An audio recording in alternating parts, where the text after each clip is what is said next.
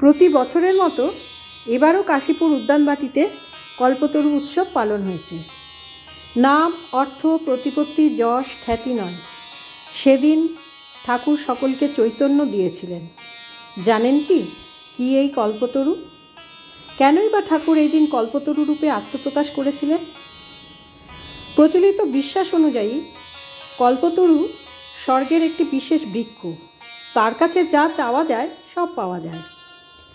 কথিত আছে, সমুদ্র মন্থনকালে অমৃত, লক্ষ্মীদেবী, ঐরাবত, কৌস্তবমুনি ছাড়াও উঠে এসেছিল এই বৃক্ষটি। বলা হয়, গলায় ক্যান্সার আক্রান্ত রামকৃষ্ণদেবকে চিকিৎসার জন্য উত্তর কলকাতার কাশীপুর উদ্যানবাটিতে আনা হয়। 1 জানুয়ারি একটু সুস্থ বোধ করায় শিষ্যদের নিয়ে বাগানে হাঁটতে বেরোন। সেই সময় সঙ্গে থাকা নাট্যকার গিরিশ ঘোষকে ঠাকুর প্রশ্ন করেছিলেন, বলো তো আমি কে?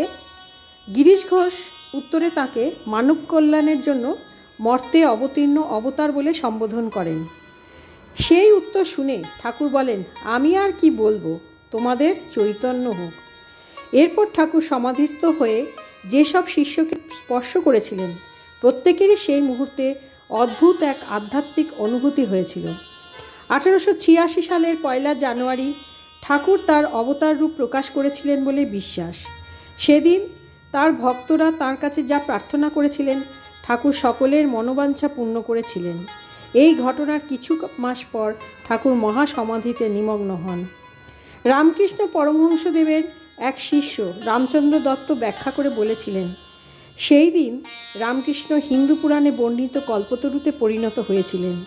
তিনিই এই দিনটিকে কল্পতরু দিবস নাম দিয়েছিলেন, যা পরে কল্পতরু উৎসব নামে পরিচিত হয়েছিল। এরপর থেকেই প্রতি বছর এই দিন মঠ মিশনের সন্ন্যাসী গৃহীরা নিষ্ঠা সহকারে কল্পতরু উৎসব পালন করে থাকেন। তাদের আশা ঠাকুর তাদের ইচ্ছা পূরণ করবেন। এই বিশেষ দিনে ঠাকুরকে স্মরণ করে তাঁকে শ্রদ্ধা জানিয়ে বছর শুরু করেন ভক্তবৃন্দ। ঠাকুর সকলের মঙ্গল করুন।